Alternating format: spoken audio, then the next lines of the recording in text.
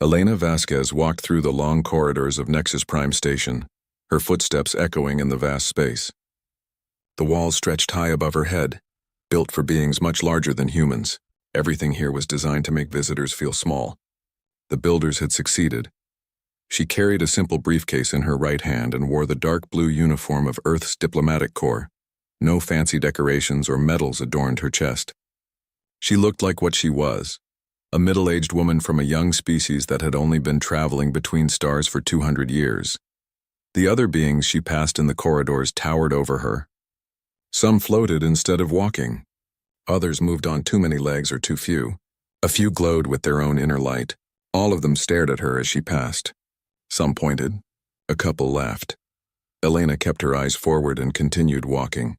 The main chamber of the Galactic Council stretched before her like a cathedral. 12 massive seats arranged in a circle dominated the space. Each seat was built for a different type of being. The crystalline Zephyrians needed special supports for their geometric bodies. The gas-dwelling Methani required containment fields. The ancient ethereal consciousness appeared as shifting lights that hurt to look at directly. Elena walked to the center of the circle where a small human-sized chair waited. It looked like a child's furniture next to the alien thrones around it. The representative of the species known as humanity will take her place, announced a voice that seemed to come from everywhere at once. Elena sat down and placed her briefcase on the floor beside her chair. She pulled out a tablet and a pen. Old-fashioned paper and ink, not fancy alien technology. High Magistrate Kethvar of the Arcturian Federation leaned forward in his seat. He stood nearly 3 meters tall with skin like polished metal and eyes that glowed blue. His voice carried the weight of authority built over thousands of years. Ambassador Vasquez, your species has been summoned before this council to answer for serious violations of galactic law. Do you understand why you are here? Elena looked up from her tablet. I understand that charges have been brought against humanity. I am here to listen to those charges and respond as appropriate. Several council members exchanged glances. The Vegan collective representative made a sound that might have been laughter. It sounded like wind chimes in a storm. Very well, Kethvar continued. The charges are as follows. First, unauthorized expansion into the Veil Nebula region. Second, violation of the non-interference protocols regarding contact with primitive species. Third, excessive technological development that threatens galactic stability. Elena wrote quickly on her tablet as he spoke. She asked no questions. She made no protests. She simply took notes. These are serious charges, added Councillor Thexani of the Sirius Collective. Her tentacles writhed as she spoke, a sign of either excitement or anger among her people. Your species acts as if galactic law does not apply to them. Young species often make this mistake, said the representative of the Rigel Commonwealth in a voice like grinding stone. They think their short existence gives them the right to ignore the wisdom of ages. More sounds of agreement rippled around the circle. Elena continued writing. The ethereal consciousness spoke next, its words forming directly in everyone's minds rather than being heard. We have observed humanity for 2 of your centuries. You show the same patterns as other failed species. Aggression, rapid expansion, disregard for established order. Perhaps, suggested the Canopus Federation delegate with what sounded like amusement, they need guidance, a firm hand to show them proper behavior. Elena looked up briefly, then returned to her notes. Kethvar gestured with one metallic hand. A holographic display appeared in the center of the circle. It showed a map of local space with human colonies marked in red. Behold the evidence of human expansion, he announced. In just 2 centuries, they have spread to 47 star systems. They terraform worlds without permission. They build military installations in neutral space. They make contact with species that should be left alone to develop naturally. The display changed to show images of human ships, human cities, human faces. To Elena, they looked like home and progress and hope. To the council, they apparently looked like a threat. Most concerning, added Councillor Vexhai of the Procyon Alliance, is their rate of technological advancement. They develop new technologies without proper oversight, without asking permission. They might accidentally create something dangerous, or intentionally, muttered another council member. Elena finished writing and looked up. May I ask for clarification on a few points? Kethvar waved permission. When you mention unauthorized expansion, which specific treaties or laws are you citing? The expansion protocols are well established, Kethvar replied with obvious irritation. All expansion must be approved by the Council. I understand that is the current practice. I am asking about the specific legal foundation for that practice. Which document establishes the Council's authority over unclaimed space? Several Council members shifted in their seats. Kethavar's glowing eyes narrowed slightly. Such questions show the exact attitude that brought you here, he said. Young species questioning the authority of their betters. Elena made another note. I see. And regarding the non-interference protocols, could you provide me with copies of the complete text? I want to make sure I understand the exact definitions of interference and primitive species. The protocols are clear, snapped Thexani. No contact with species below Class 7 civilization status. Everyone knows this, of course. I would still appreciate written copies for my records. Finally, regarding excessive technological development, is there a specific law that limits the rate at which species may advance? The chamber fell quiet for a moment. When Kethvar spoke again, his voice carried a warning. Ambassador Vasquez, you seem more interested in legal technicalities than in addressing your species' violations. This attitude itself demonstrates why humanity requires guidance. Elena nodded and made another note. I understand your position. When will you be presenting the specific charges and evidence? We have just presented them, said the ethereal consciousness, its mental voice sharp with annoyance. I mean the detailed charges with supporting documentation. Legal citations, specific incidents with dates and locations, evidence of actual violations rather than general descriptions. The council members looked at each other again. This time there was less amusement in their expressions. Kethvar straightened in his massive chair. Humanity's violations are obvious to anyone with eyes to see. We do not need to justify our authority to judge them. Elena wrote that down too. Word for word, very well, she said calmly. Please continue. For the next hour, the council members took turns describing humanity's various crimes against galactic order. They spoke of human arrogance, human violence, human disrespect for tradition. They compared humans to other young species that had been brought to heel over the millennia. Through it all, Elena sat quietly and took careful notes. She asked for clarification of dates and locations. She requested copies of relevant legal documents. She wanted everything in writing. The council members grew increasingly irritated with her questions, but she never raised her voice or showed emotion. She simply listened, recorded, and asked for more details. As the session continued, Elena began to understand something important. The council was not really interested in law or justice. They were interested in maintaining their position of power over younger species. She filled page after page with notes. Soon she would need to respond to their charges, but first she wanted to hear everything they had to say. The council had been ruling the galaxy for thousands of years. They were used to young species begging for mercy or raging against their authority. They were not used to someone taking notes. The accusations grew heavier as the hours passed. Elena's hand cramped from writing, but she never stopped taking notes. Each council member seemed eager to add their own complaints about humanity. Councillor Zeth Mara of the Vegan Collective rose from her crystalline support structure. Light refracted through her geometric body as she moved, casting rainbow patterns on the chamber walls. The humans engage in reckless terraforming, she announced, her voice like singing crystal. They change entire worlds without understanding the consequences. On Kepler 442b, they introduced Earth plants that now grow beyond control. On Wolf 359c, they built cities that disrupt natural weather patterns. Elena looked up from her writing. Could you define reckless in this context? And are there established guidelines for terraforming that humanity should have followed? Guidelines. Zethmar's light flickered with what might have been amusement. Young species should not terraform at all. Such work should be left to those with proper experience. I see. And who determines which species have proper experience? This council, naturally. Elena wrote that down. The delegate from the Centauri Federation floated forward in his containment field.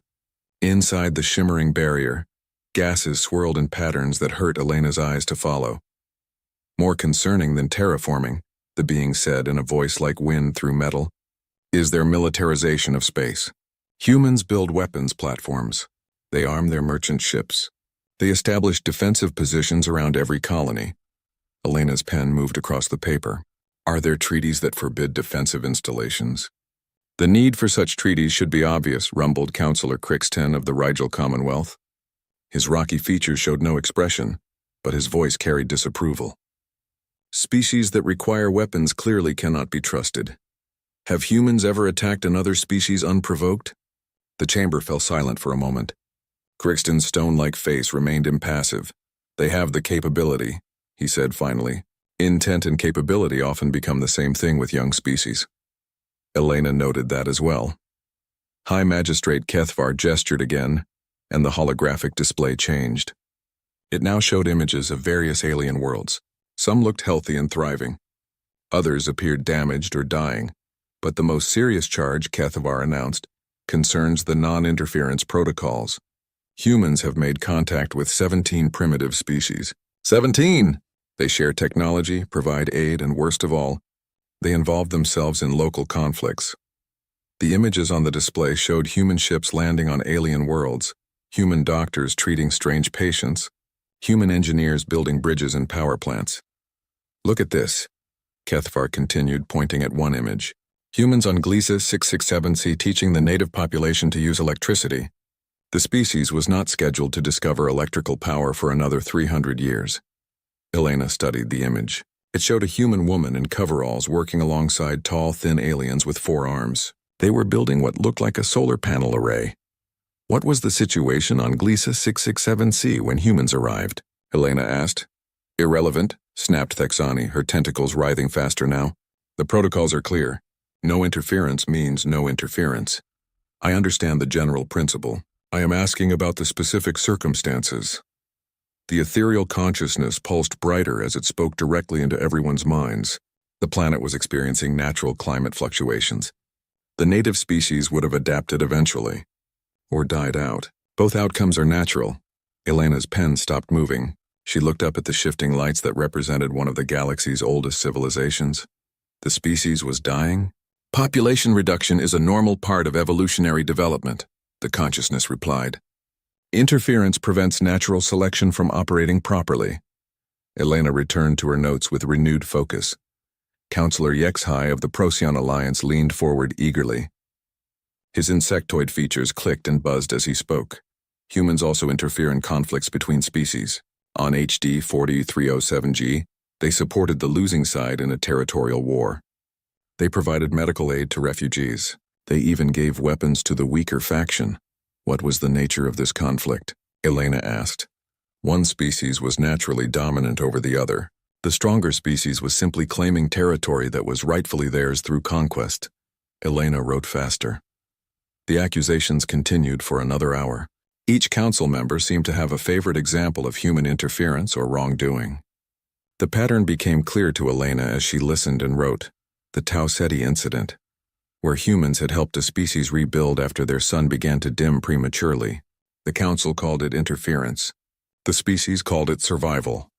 The Ross 128 situation, where humans had mediated a dispute between two nations that were destroying their shared world with chemical weapons. The council called it meddling. The planet called it peace.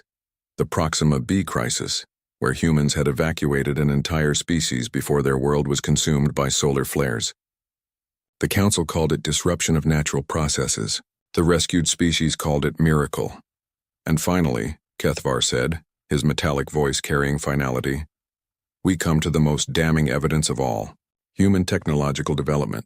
The display changed again, showing images of human laboratories, factories, and research stations. In 2 centuries, humans have developed faster than light travel, anti-gravity systems, fusion power, genetic modification, artificial intelligence, and matter conversion technology. This rate of advancement is unprecedented and dangerous. Elena looked up from her notes. Dangerous to whom? To galactic stability, Kethvar replied.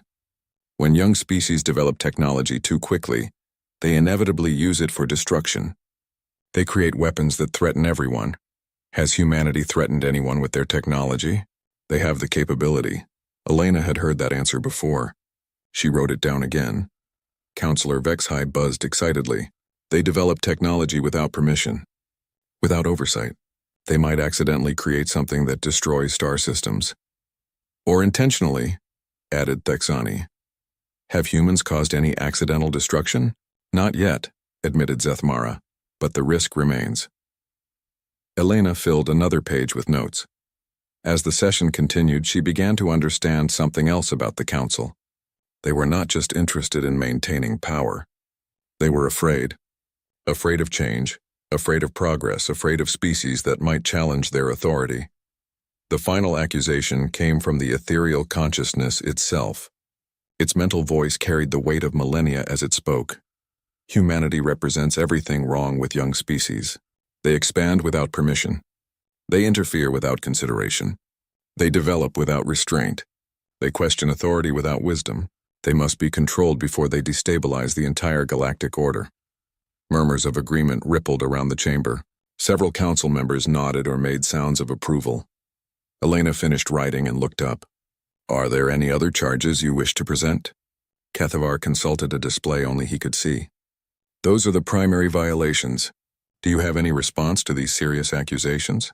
Elena closed her tablet and placed her pen beside it. I would like to hear the proposed sanctions first, if you please. The High Magistrate smiled. It was not a pleasant expression on his metallic features. Very well. The Council has prepared appropriate punitive measures for humanity's violations. Elena picked up her pen again and opened a fresh page. She had a feeling she would need it. High Magistrate Kethavar stood from his massive throne, his metallic form gleaming under the chamber's lights. The other council members leaned forward in anticipation. Elena could feel their satisfaction radiating across the circle. The Council has reached a unanimous decision regarding appropriate sanctions for humanity's violations, Kethavar announced. These measures are designed to bring your species into compliance with galactic law and proper behavior. Elena's pen hovered over her tablet, ready to record whatever came next. First, Kethavar continued, immediate withdrawal from all contested systems. Human presence in the Vale Nebula must cease within 60 standard days. All colonies, research stations, and infrastructure will be abandoned. Elena wrote quickly as the High Magistrate continued. Second, dismantling of all military installations beyond Earth's home system. No weapons platforms, no armed vessels, no defensive structures of any kind.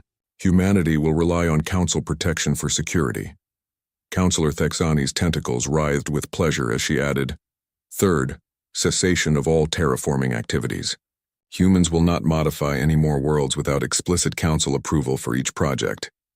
Fourth, rumbled Crixten from his stone throne, termination of all contact with the 17 primitive species. No communication, no aid, no interference of any kind. These species will develop naturally or not at all. Elena's hand moved steadily across the paper, recording every word. The ethereal consciousness pulsed brighter as it delivered the next sanction. Fifth, establishment of Council monitoring stations on all human worlds. Our observers will ensure compliance with these sanctions and prevent future violations. Sixth, buzzed Councillor Vexhai with obvious delight, restriction of human technology development. All research projects must receive Council approval before beginning. No new technologies may be developed without our oversight. Elena looked up briefly. May I ask who would provide this oversight? Council-appointed supervisors from approved species, Vexhai replied. Beings with proper experience in managing young civilizations. Elena returned to her notes. Councillor Zethmara's crystalline form sparkled as she spoke next. Seventh, trade restrictions. Human access to galactic markets will be limited until proper behavior is demonstrated. Only essential goods may be traded and only with Council approval. Eighth, added the delegate from the Tau Ceti Assembly, prohibition on forming alliances or agreements with other species without Council consent. Humanity will deal only with approved partners. Elena filled another page as the sanctions continued. Ninth, declared the representative of the Wolf 359 Confederacy, mandatory education programs. Human leaders must attend Council academies to learn proper galactic citizenship. And finally, Kethavar said with evident satisfaction, a probationary period of 1,000 standard years during which humanity will be considered a protected species under Council guidance. Any violations during this period will result in complete isolation from galactic civilization. The chamber fell quiet, except for the sound of Elena's pen on paper. She finished writing and looked up. Are these sanctions final and non-negotiable? Completely, Kethavar replied. The Council's wisdom in these matters cannot be questioned. Humanity has 48 hours to accept these terms and begin implementation. Elena closed her tablet and set down her pen. She stood slowly, her movements deliberate and calm. I would like to present humanity's perspective on these charges and sanctions. Several council members chuckled. Thexani made her wind chime laugh again. There is no perspective to consider, Kethvar said dismissively. The violations are clear. The sanctions are just, your only choice is compliance or isolation. Nevertheless, Elena replied quietly, I request permission to respond. The High Magistrate waved one metallic hand. Very well, though I doubt your words will change anything. Elena opened her briefcase and removed a different device. This one projected a holographic display of its own into the center of the chamber. Thank you. I would like to begin by addressing the charge of unauthorized expansion into the Veil Nebula. The display showed a three-dimensional map of local space. The Veil Nebula appeared as a swirling cloud of gas and dust with human colonies marked inside it. According to Galactic Law Code Section 12A, any species may claim uninhabited systems that are not already claimed by another species, Elena said calmly. The Veil Nebula was formally declared worthless and unclaimed by 3 different council species over the past 200 years. The display zoomed in to show specific documents and declarations. The Vegan Collective declared the region unsuitable for civilized development in 2687. The Rigel Commonwealth called it a wasteland not worth claiming in 2701. The Arcturian Federation classified it as hazardous and unprofitable in 2719. Elena looked around the chamber. The chuckling had stopped. Humans claimed and settled systems that the Council had officially abandoned. This is not unauthorized expansion. This is legal salvage under existing galactic law. Councillor Zethmara's light flickered uncertainly. The law requires notification of claims. Correct. And humanity filed all proper notifications with the Galactic Registration Office. I have copies of the receipts. The display changed to show registration documents time-stamped and verified. Elena continued without pause. Regarding the charge of reckless terraforming, I note that no actual definition of reckless was provided. However, Galactic Environmental Code Section 7 requires only that terraforming not damage neighboring systems or protected species, habitats. New images appeared showing detailed environmental impact studies. Every human terraforming project included comprehensive impact assessments. No neighboring systems were affected. No protected species were harmed. All environmental modifications remained within legal parameters. The chamber was completely quiet now. Elena could see council members glancing at each other uncertainly. As for the militarization charge, Elena said, Galactic Defense Code Section 3 specifically allows any species to maintain defensive installations for protection of their civilians and trade routes. The display showed the relevant legal text, highlighted in blue. Humans have never built offensive weapons platforms. All installations are clearly marked as defensive and comply with size and power restrictions outlined in the defense codes. Several council species maintain much larger military installations.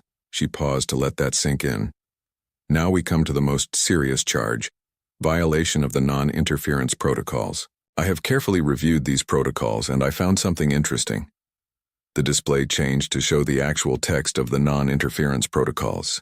Elena highlighted specific passages as she spoke. The protocols prohibit interference with natural development. However, they also include Exception Clause 7b, which permits intervention in cases of imminent species extinction due to unnatural causes. Elena looked directly at the ethereal consciousness. Galiza 667c was dying from artificial climate change caused by industrial pollution. HD 4307G was facing genocide, not natural territorial conflict. Proxima b was being destroyed by artificially triggered solar flares from a weapons test. The display showed evidence for each claim: industrial waste, chemical weapons, experimental technology gone wrong. In every case, humans responded to requests for help from species facing extinction due to unnatural causes. This is not interference. This is permitted intervention under Exception Clause 7b. Elena could see the council members shifting uncomfortably in their seats, which brings us to the final charge: excessive technological development.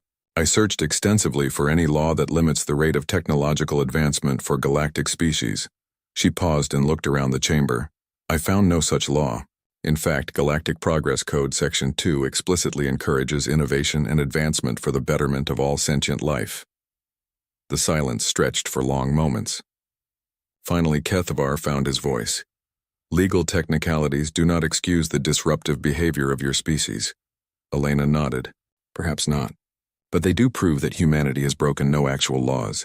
Every action you have condemned was either explicitly legal or fell within established exceptions. She looked around the circle of alien faces, which raises an interesting question. If humanity has broken no laws, under what authority does this council propose to impose sanctions? No one answered. Elena closed her holographic display and returned the device to her briefcase. She picked up her tablet and pen. I have one more question before I give humanity's formal response to these proceedings. Kethavar's glowing eyes narrowed. What question? Are these sanctions your final terms? Is this truly the relationship the Council wishes to have with humanity? The High Magistrate's metallic features hardened. These terms are final and non-negotiable. Humanity will comply or face complete isolation from galactic civilization. Elena wrote that down, word for word. Then she stood and prepared to give humanity's answer. Elena stood in the center of the vast chamber, surrounded by beings who had ruled the galaxy for millennia. Her small human form looked insignificant among their towering thrones and alien majesty, but her voice, when she spoke, carried across the space with perfect clarity. Thank you for clarifying your position, she said calmly. I can now provide humanity's formal response. She opened her briefcase and removed a thick folder. The simple paper documents looked primitive compared to the holographic displays and energy projections around the chamber. Before I begin, I want to acknowledge that this council has maintained galactic peace for thousands of years. That is no small achievement. However, during those same thousands of years, certain problems have developed. Elena opened the folder and removed the first document. In your own records, I found evidence of 47 species that approached this council for help with extinction-level crises over the past millennium. Of those 47, 31 were told that intervention would violate the non-interference protocols. Those 31 species are now extinct. She held up pages covered with names, dates, and planetary coordinates. The Valoran civilization asked for help when their sun began to die prematurely. The Council determined that stellar manipulation was too advanced for their development level. The last Valoran died 200 years ago. Several Council members shifted uncomfortably, but no one spoke. The Catherian species requested aid when a plague swept their homeworld. The Council decided that medical intervention would disrupt their natural evolution. Their entire species died out in 6 months. Elena turned to another page. The Nexari people faced extinction when their planet's magnetic field collapsed due to industrial accidents. The Council ruled that helping them would interfere with the consequences of their own actions. The radiation killed them all within a decade. The chamber remained silent except for Elena's steady voice. I could continue, but I think the pattern is clear. The Council maintains peace by maintaining distance. You preserve order by preserving the status quo. You prevent interference by preventing compassion. She closed the folder and looked around the circle. Humanity has a different philosophy. We believe that with great power comes great responsibility. We believe that advanced civilizations have a duty to help those in need. We believe that the strong should protect the weak, not abandon them to die for the sake of protocol. Kethavar's metallic features showed no expression. Your beliefs are irrelevant. Galactic law is what matters. Which brings me to my next point, Elena replied. She removed another document from her briefcase. During humanity's 2 centuries in space, we have been very busy, not just exploring and colonizing, but also studying. We have reviewed every galactic law, every treaty, every precedent established by this council. She held up the new document. We discovered something that even this ancient council seems to have forgotten. The original Galactic Charter, signed when this council was first formed, contains provisions that are no longer commonly used. Elena opened the document and read aloud. Article 847C of the Galactic Charter states, any member species of the galactic community may, at their discretion, withdraw from council authority and establish independent governance. provided they give formal notification and surrender all benefits of council membership. The silence that followed was deafening. Elena could see shock on the alien faces around her. No species has invoked this article in over 3,000 years, the ethereal consciousness finally said, its mental voice uncertain for the first time. Because no species has ever needed to, Elena replied, until now. She placed the charter carefully on her chair and picked up her tablet. Humanity hereby formally invokes Article 847C. We withdraw from Council authority effective immediately. We surrender all benefits of galactic citizenship and assume full responsibility for our own governance and protection. The chamber erupted. Council members spoke over each other in dozens of languages and communication methods. Lights flashed, tentacles writhed, gases swirled in agitation. Silence. Kethvar's voice boomed across the chamber, cutting through the chaos. You cannot be serious. No species can survive alone in this galaxy. You need the Council's protection, our trade networks, our accumulated knowledge. Elena's expression remained calm. Do we? She gestured, and her holographic display activated again. This time it showed a different kind of map, one that highlighted human trade routes, defense networks, and diplomatic relationships. Over the past 50 years, humanity has quietly developed independent relationships with hundreds of non-Council species. We trade with 37 different civilizations that the Council has classified as too primitive for contact. We share technology with 42 species that the Council considers unworthy of advancement. The display zoomed in to show specific examples. The Andromedan refugees that the Council refused to help? We gave them sanctuary and helped them rebuild their civilization. The Centaurian mining colonies that couldn't afford Council membership fees? We provided them with fusion technology and fair trade agreements. The Lyran research stations that were denied access to galactic databases? We shared our scientific knowledge freely. Elena looked around the chamber as the implications became clear. Humanity has spent 2 centuries building relationships based on mutual aid and respect, not hierarchy and control. We don't need the Council's protection because we have allies. We don't need your trade networks because we have our own. We don't need your accumulated knowledge because we're creating new knowledge every day. Councillor Thexani's tentacles writhed frantically. But what about galactic stability? What about the order we have maintained? What about it? Elena asked quietly. Your order is built on abandoning the weak and preserving the privilege of the strong. Your stability comes from preventing change and progress. Your peace exists only because you silence anyone who disagrees with you. She paused and looked directly at each council member in turn. Humanity rejects that vision of galactic civilization. We choose to forge our own path. Kethvar leaned forward, his glowing eyes intense. You think you can build something better than what has endured for millennia?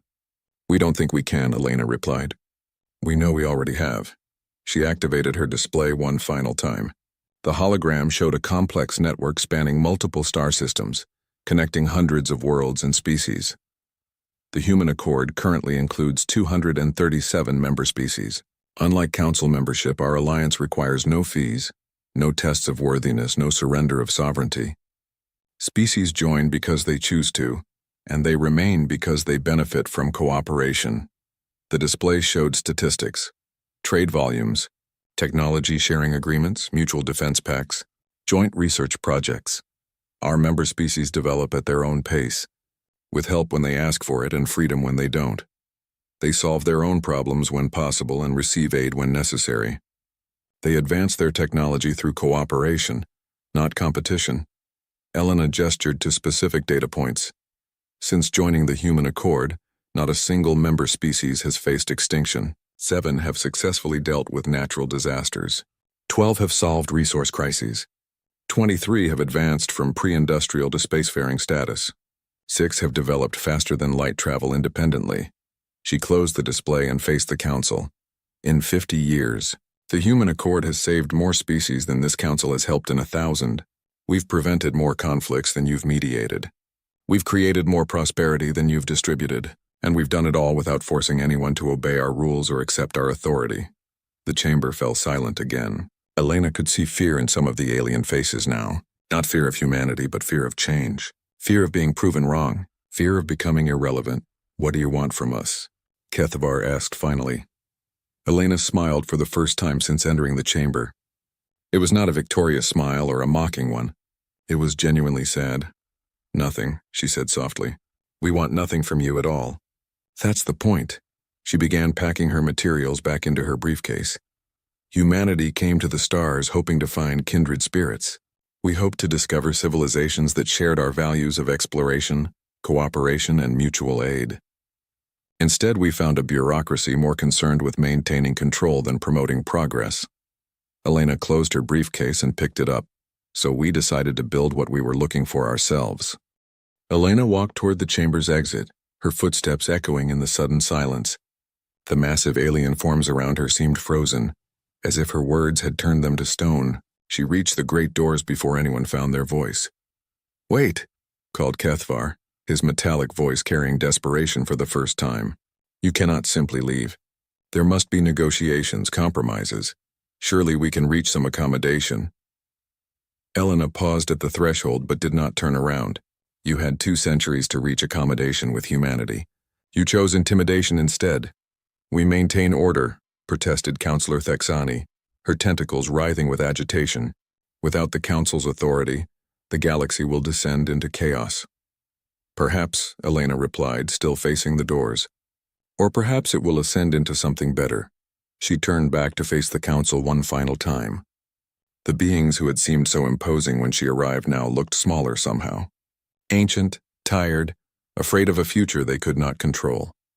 "For those species who share humanity's vision," Elena said clearly, "for those worlds that this Council has written off as primitive or worthless, for those civilizations that have been abandoned, to die for the sake of protocol, you know where to find us." Then she walked through the doors and was gone. The Council sat in stunned silence. For long minutes after her footsteps faded, finally Kethvar spoke. "She will be back," he declared, though his voice lacked its usual certainty. "Humanity will discover they need us. They will come begging for readmission within a decade." But the chamber felt different now, empty, diminished. In the months that followed, Elena's final words proved prophetic.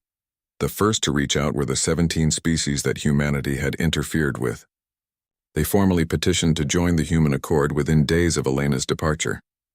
The Gliese 6667c natives, now thriving with renewable energy, offered to share their innovations with other member worlds.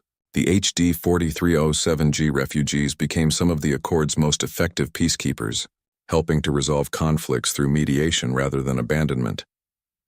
Next came the species that had been denied Council membership. The Andromedan refugees brought their expertise in bioengineering. The Centaurian miners contributed rare elements and processing techniques. The Lyran researchers shared discoveries that advanced medicine and agriculture across dozens of worlds. Then something unexpected happened. 3 Council member species quietly opened back-channel communications with human diplomats. The Epsilon Eridani Commonwealth had grown tired of Council regulations that stifled their artistic culture. They began participating in human cultural exchange programs. The Barnard Star Collective, composed of artificial intelligences that the Council barely tolerated, found acceptance among humans who judged beings by their actions rather than their origins. The Kepler 452 Federation, a young species much like humanity had been, faced mounting pressure from the Council to conform to ancient ways. They chose to embrace the future instead. Within 5 years, the Human Accord had grown to include over 400 member species. Their combined territory rivaled the Council's sphere of influence. Their technology advanced through cooperation rather than competition. Their economy thrived on mutual aid rather than exploitation. Most importantly, not a single Accord member had faced extinction, war, or catastrophic disaster without receiving immediate help from their allies. The abandoned worlds that Elena had mentioned began to recover. Gliese 6667c became a center for renewable energy research. HD 4307G developed into a hub for diplomatic training. Proxima B, rebuilt after its solar disaster, became famous for its advanced space construction techniques. The galaxy watched as species after species chose cooperation over control, progress over protocol, compassion over cold law. The Council, meanwhile, found itself increasingly isolated. Their membership declined as species either withdrew or were expelled for disruptive behavior. Their authority weakened as former subjects discovered they no longer needed permission to thrive. High Magistrate Kethvar called emergency session after emergency session, but the solutions remained elusive. How do you fight an idea? How do you control people who no longer fear abandonment? How do you maintain authority over beings who have found something better? We could use force, suggested Counselor Vexhide during one particularly desperate meeting. Military action against the human worlds. With what military? Replied Thexani bitterly. Half our defense contractors have joined the accord. They offer their services to species that actually pay them instead of demanding tribute. We could impose trade sanctions, offered Zethmara. On whom? Asked Crixton. They trade with each other now. They don't need our markets. The ethereal consciousness, ancient and supposedly wise, offered the most honest assessment. We have become irrelevant. The truth was devastating in its simplicity. The Council had maintained power for millennia by being the only option.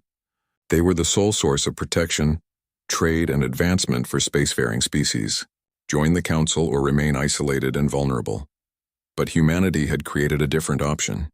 Better than isolation, more appealing than submission. The Accord offered everything the Council provided: protection, trade, knowledge, advancement, without demanding surrender of independence or dignity in return. Species no longer needed to choose between Council membership and dangerous solitude. They could choose freedom and cooperation instead. 10 years after Elena's quiet departure, the Council faced a crisis it had never imagined. The Accord's membership included over 600 species. Their technology surpassed anything in Council space. Their prosperity was evident on every world. Their influence spread through exploration and aid rather than conquest and intimidation. Most humbling of all, they never demanded that anyone join them. Species came freely because they wanted to, not because they had no choice. Kethvar, older now and less certain of his authority, called for one final emergency session. The council chamber looked smaller than it once had. Several thrones stood empty where former members had chosen to leave. We must face reality, he announced to the remaining delegates. The old order is ending. The galaxy is changing whether we approve or not. What do you propose? Asked Thexani. Kethvar was quiet for a long moment. When he spoke, his metallic voice carried defeat. Perhaps it is time to consider whether the galaxy's new direction is truly worse than what we have maintained. The chamber fell silent as the implications sank in. Across the galaxy on a human world called New Geneva, Elena Vasquez sat in her garden reading reports from Accord worlds. Children played nearby. Human children alongside Andromedan young and Centaurian juveniles and dozens of other species. They laughed together in the universal language of play. An aide approached with a message tablet. Ambassador, we've received another communication from the Galactic Council. They're requesting formal negotiations about joining the Human Accord. Elena looked up from her reports, surprised. The entire council? Yes, ma'am. It seems they've finally realized that isolation isn't working for them either. Elena considered this for a moment, watching the children play. She thought about that day in the council chamber 10 years ago, when ancient beings had laughed at the young species that thought it knew better. No one was laughing now. Send our standard response, she said finally. The Human Accord welcomes any species that shares our values of cooperation, mutual aid, and respect for all sentient life. If the Council is ready to embrace those principles, they're welcome to apply for membership like everyone else. The aide nodded and departed. Elena returned to her reports, but she smiled as she read about the latest worlds to join the Accord. Sometimes the most powerful response to condescension wasn't anger or argument. Sometimes it was simply walking away and building something better. Galaxy had learned that lesson well.